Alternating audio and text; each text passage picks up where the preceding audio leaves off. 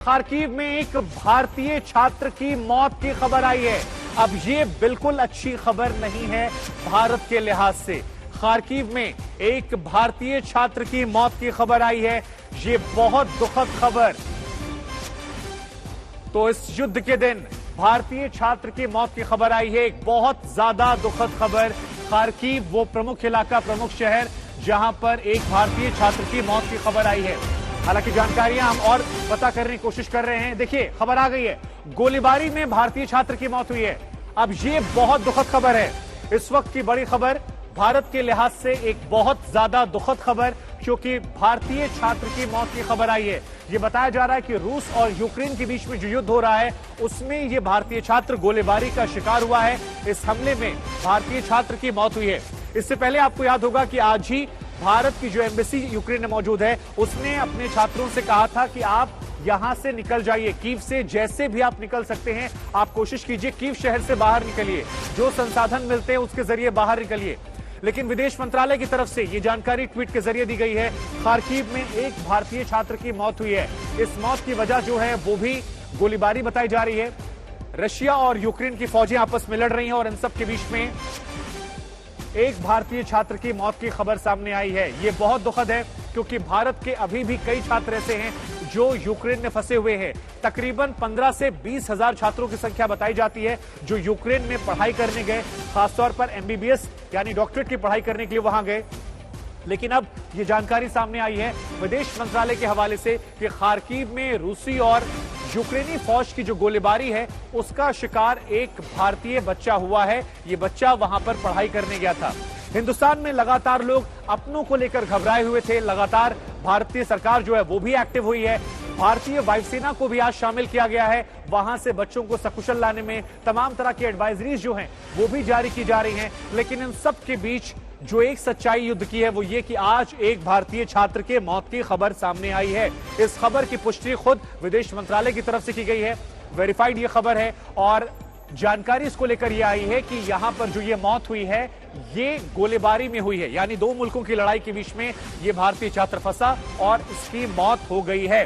तो बहुत ज्यादा दुखद खबर भारतीय छात्र को लेकर। खार्किव में यह हमला हुआ है। इससे पहले यहां पर एक मंत्रालय की बिल्डिंग थी जिसे उड़ा दिया गया था, सुपरमार्केट थी जिसे उड़ा दिया गया था, और यह बताया जा रहा था कि वहां पर भी बड़ी संख्या में लोग जो हैं उन्होंने शरण ले रखी थी। वहां पर खाने पीने का सामान था, तमाम जो साजो सामान हथियार का था वो भी वहां रखा हुआ था, और उस लाइन को तोड़ने के लिए यहां पर रूस की तरफ से हमला किया गया। इसके अलावा आपको यह भी बता दें, रूस भी बार बार यह अलर्ट जारी कर रहा है कई रास्तों को खोल के, क्योंकि अभी भी कीव शहर से बाहर निकलने के कुछ रास्ते हैं जो खुले रखे गए हैं। ट्रेनों की आवाजाही खुली रखी गई है, जिसके जरिए रूस बार बार यह कह रहा है कि समय रहते यहां से आप निकल जाइए। आज तक पर हमने आपको सबसे पहले यह भी अपडेट दी थी कि आज रात कमलजीत संधू हमारी संवाददाता हमारे साथ जुड़ रही है। कमल, ये खबर आई है कि एक भारतीय छात्र की मौत हो गई है। विदेश मंत्रालय ने इसकी पुष्टि की है। क्या जानकारी इसको लेकर सामने आई है, इस दुखद खबर को लेकर? देखिए, दुखद जानकारी आई है। जब आपको पता है कि तकरीबन 16,000 स्टूडेंट्स हैं, उनमें से कई लोगों को निकाला जा चुका है। उसी बीच में ये जो खबर आई है उसमें पुष्टि की जा रही है कि नवीन नाम का युवक है जिसकी मृत्यु हो गई है। उन्हें डेथ किया गया है। साथ में आपको बता दे सकते हैं कि खार्किव का ये इंसिडेंट बताया जा रहा है, और ये भी बताया जा रहा है कि कंफर्मेशन आ रहा है कि नवीन इस वक्त उनका जो नाम है वो मारे गए हैं। खासतौर पे अनसर्टेनिटी बनी हुई है, और जब खास किया बोला जा रहा है कि जो काइव है वहां पर से आज बोला गया बड़ा हमला हो सकता है और स्टूडेंट्स और बाकी लोगों को निकाला जाना चाहिए। लेकिन आपको बता दें कि अरविंद बागची ने अब थोड़ी देर पहले ट्वीट करके बताया है कि एक दुखद समाचार है कि कंफर्मेशन आ रही है कि इंडियन स्टूडेंट है जिसकी मृत्यु हुई है शेलिंग में खार्किव में आज सुबह, और मिनिस्ट्री लगातार उनके परिवार के साथ संपर्क साधे हुए है।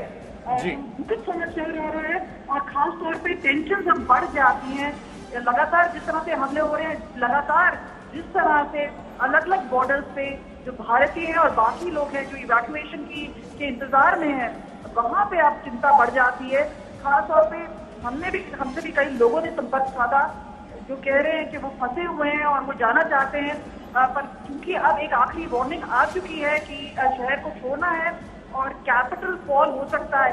इसी बीच में इस तरह की समाचार आना काफी दुखद है और ये यहाँ पे चिंता काफी बढ़ जाएगी, खासतौर पे उन परिवार वालों के लिए जहाँ जिनके जो परिजन हैं और खासतौर पे जो छोटे बच्चे हैं जो पढ़ाई के लिए वहाँ पे गए हुए थे, कॉलेजेस में पढ़ रहे हैं। तो एक दुखद समाचार और एक कंफर्मेशन, पहले भारतीय की मृत्यु होना, खासतौर पे इस तरह की शेलिंग में ये खबर आ रही है और इसकी पुष्टि अब भारतीय सरकार ने कर दी है। नहीं तो कमल, 2-3 सवाल आपसे। एक सवाल तो ये कि इस बच्चे को लेकर क्या कोई जानकारी अब तक अहम सामने आई, कहाँ भारत में कहाँ का रहने वाला था? दूसरी बात ये कि आज भारतीय एम्बेसी की तरफ से कहा गया कि आप कीव से बाहर निकल जाएं, जैसे भी निकल जाएं।